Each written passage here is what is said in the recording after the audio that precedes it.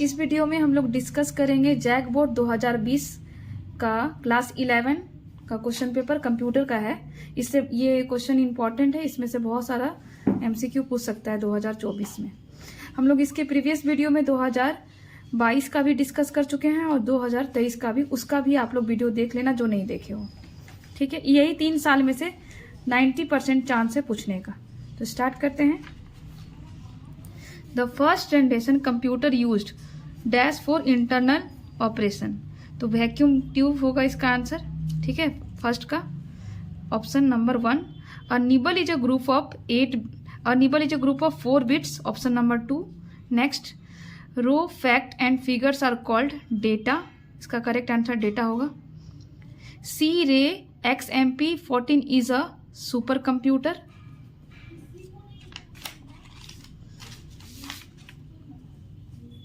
Next, which of the following is an operating system software, MS-DOS और Unix, दोनों ही operating system है, तो इसका आंसर बोथ 1 और 2 होगा। A language processor that convert assembly language into machine language. ठीक है, तो कौन सा लैंग्वेज प्रोसेसर है जो असेंबली लैंग्वेज को मशीन लैंग्वेज में चेंज कर देता है, इसका आंसर होगा assembler, option number 2। Next, the complete sequence of binary number. ठीक है, तो ये 100, इसका मतलब ये क्या हो गया, ये 4 है, 101 मतलब ये 5 है, और 110 मतलब ये 6 है। तो इसका नेक्स्ट नंबर जो होगा बाइनरी में वो 7 होना चाहिए। तो यानी करेक्ट आंसर 111 होगा यहाँ पर, और 1000 जो ये 7 देता है और ये 8 देता है। तो इसका करेक्ट आंसर होगा ऑप्शन नंबर 4। ऑप्शन 4 होगा इसका करेक्ट आंसर। ठीक है, ये वाला 4, क्योंकि ये 4 है, 5 है, 6 है। तो नेक्स्ट होगा 7 डेसिमल में, इसका बाइनरी में 111 होता है। और नेक्स्ट यहाँ पर क्या होना चाहिए, 8 डेसिमल में है, इसका बाइनरी में 1000 होगा, 4 होगा इसका आंसर। नेक्स्ट 92 हेक्साडेसिमल में है, इसको क्या करना है, डेसिमल में चेंज करना है। तो इसका करेक्ट आंसर होगा 146, पहला ऑप्शन। 92 को हेक्साडेसिमल में, इसको डेसिमल में चेंज करने के लिए मल्टीप्लाई करेंगे। जैसे 92 है तो इसको 16 का पावर 0 से मल्टीप्लाई करेंगे, प्लस और 9 इंटू 16 का पावर 1। तो सॉल्व करने के बाद क्या होगा, 146 होगा। EEPROM स्टैंड फॉर, इसका फुल फॉर्म होगा erasable programmable read only memory, option number 2। Next है concentric circle on the magnetize surface of the magnetic disk is known as track सही आंसर है। Next, the wrapping up of data and function together into a single unit is called encapsulation. कभी कभी इसको data encapsulation भी बोला जाता है। जब हम लोग डेटा को और फंक्शन को एक साथ रैप कर देते हैं तो इस प्रोसेस को बोलते हैं encapsulation. C++ was developed by Dr. B. Jar Stroistrup. Correct answer option number 3, B. Jar Stroistrup. Next होगा which of the following software is design to control the operation of computer. कौन सा software का design किया गया है जो पूरे computer के सिस्टम को कंट्रोल करता है। तो होगा इसका करेक्ट आंसर सिस्टम सॉफ्टवेयर, जो कंप्यूटर के सारे ऑपरेशन को कंट्रोल करता है। Next, the smallest individual unit in a program is known as token. Correct answer token, program के छोटा यूनिट को टोकन बोलते हैं। सिंगल कोट्स के अंदर ए है, इसको बोलेंगे कैरेक्टर कांस्टेंट या कैरेक्टर लिटरल्स को कांस्टेंट भी बोला जाता है। नेक्स्ट है the ASCII value of small d is 100। हमेशा स्मॉल d का पूछता है, तो इसका करेक्ट आंसर 100 होगा, क्योंकि स्मॉल a का होता है 97, स्मॉल b का क्या होगा 98, स्मॉल c का 99, तो स्मॉल d का होगा 100। ठीक है, तो correct answer 100, option number 3। Reema REEMA \n, इसको स्टोर करने के लिए कंप्यूटर के मेमोरी में कितना बाइट चाहिए। तो R के लिए 1 बाइट, E के लिए 1 बाइट, फिर से E के लिए 1 बाइट, 3 बाइट, M के लिए 4 बाइट, A के लिए 5 बाइट, और 1 बाइट \n मिला के तो 6, और 1 एक्स्ट्रा बाइट नल के लिए। तो आंसर होगा 7, option number 2 correct answer. In C++ cin and cout are predefined stream. तो सीन और सी आउट पहले से क्या है, पहले से एक बनाया ऑब्जेक्ट है। करेक्ट आंसर ऑब्जेक्ट होगा। Next, multiple use of input and output operator in a single statement inch.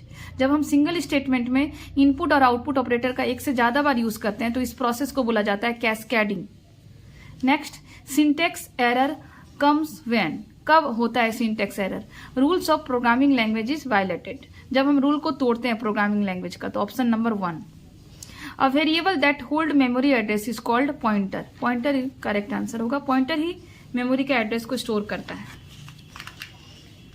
Next, a set of logical operator is logical and, logical or logical not. Option number 3।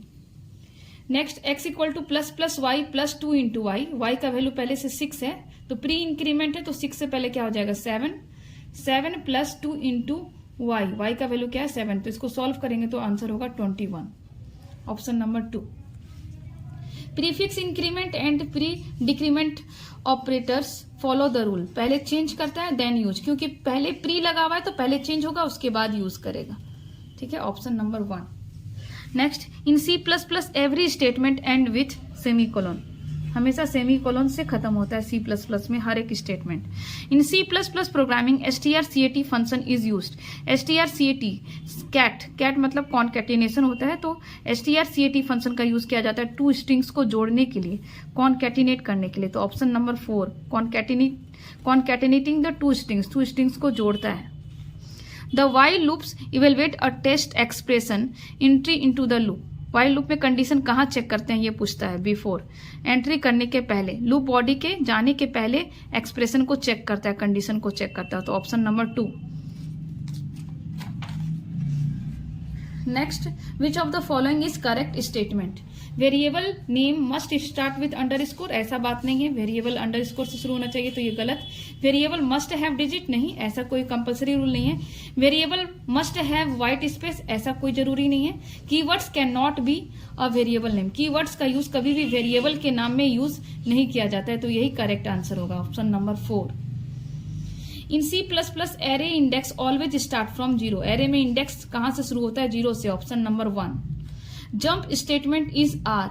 Jump statement कौन कौन सा है? Go to भी jump statement है, continue भी jump statement है, break भी। तो इसका आंसर करेक्ट आंसर होगा all of this correct answer.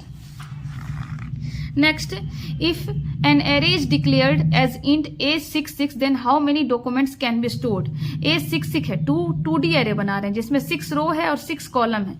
तो क्या करना है, जब भी आपके पास ऐसा रहे 6 कॉलम बना लेना, 1 2 3 4 5 6 और ऐसे करके 6 रो कर लेना, मल्टीप्लाई कर देना डायरेक्ट। 6 इंटू 6 36 एलिमेंट को हम लोग इस 2D एरे में स्टोर कर सकते हैं।